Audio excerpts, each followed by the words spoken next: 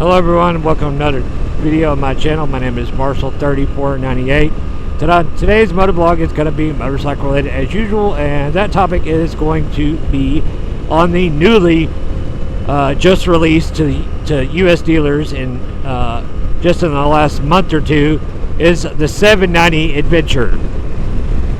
And I'm going to compare a few things to it, but the main thing, wrap your head around this, a KTM 790 Adventure, not an R, just a base model, but a 790 Adventure, or as they used to be called, the Model S, for the low $11,000 mark, or under 11, because they're like 10,998, whatever. They're 11,000 bucks before taxes, dealer fees, freight,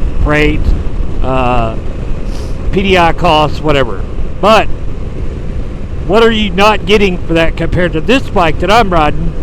You know, because those are a 2024 KTM 790 Adventure. I am riding a 2023 890 Adventure. Well, first of all, let's talk about this.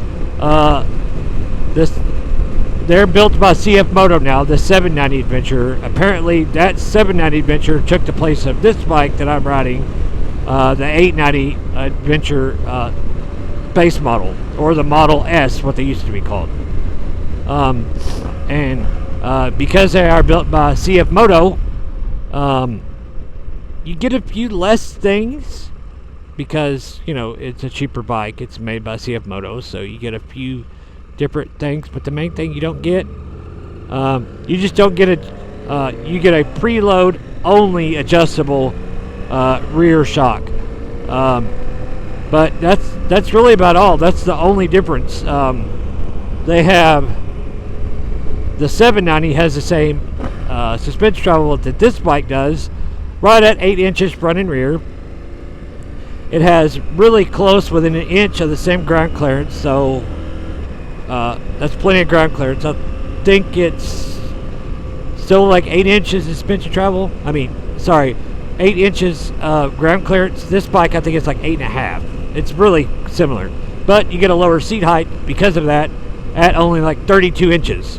This bike I'm riding is like 33.4, I think, when the seat's in the low position.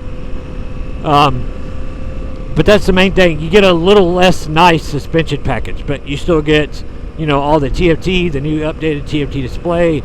You get cruise, you get ABS front and rear. You get all the riding modes, you know, rally, rain, street, and off-road.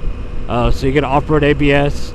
I don't know if it has IMU or not. That may be the one thing it may not have, which the IMU, all it really does, gives it cornering ABS and cornering traction control. I'm not sure on that one, but everything else is the same.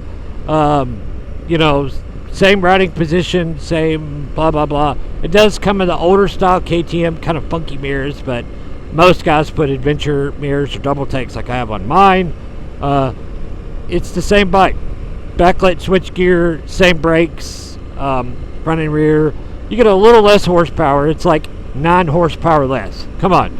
Who can the average rider really feel 9 horsepower difference? No. The 790s are still quick. They still making the, you know, this bike makes like 107. I think it makes like 97. Okay, so maybe it's 10 horsepower. Whatever. But it's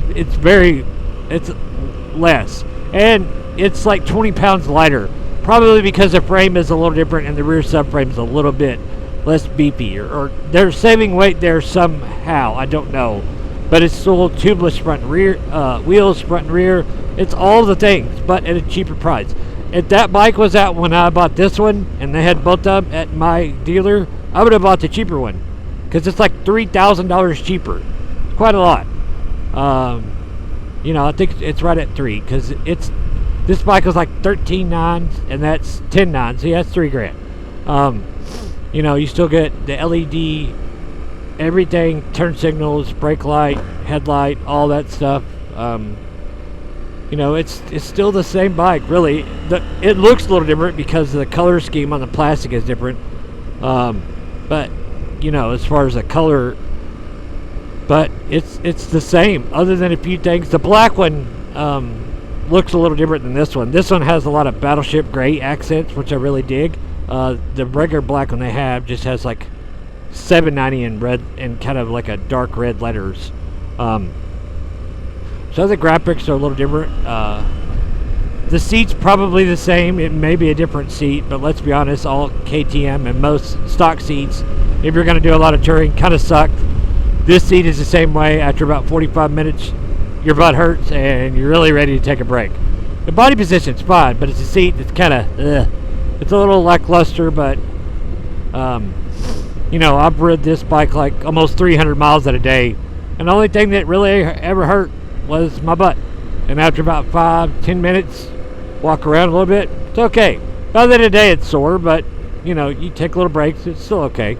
But it's a fantastic motorcycle for the price you're paying. That's like Yamaha Tenere money, and you're getting updated electronics, lots of other features, cruise control, just a lot more stuff. The rally mode, the adjustable traction control.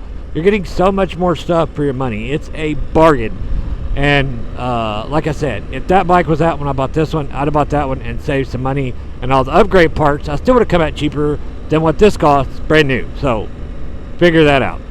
But I just figured I would, you know, let anybody know if you're looking for your first adventure bike from a dual sport, or say you want to skip the dual sport, buy that. If you want an off-road capable bike that is fun to ride and, you know, low center of gravity with the fuel tanks like this, where it has, as they say, the fuel tank that hangs down on each side and it's split. It's a fantastic design. I never thought it would be like, ooh, but once I bought this bike and rode it for like the first 50 miles and got used to it, I was like, oh yeah. Now see, the motor's incredible on these bikes, and I'm sure the 790's not much different. They're very rowdy and they really beg you to be riding them hard, and they're lots of fun. I really enjoy it, and that's about all I got for today's motovlog. If you've not already done so, please like, share, and subscribe. Leave a comment down below. Ride safe. We'll see you on the next one. See ya.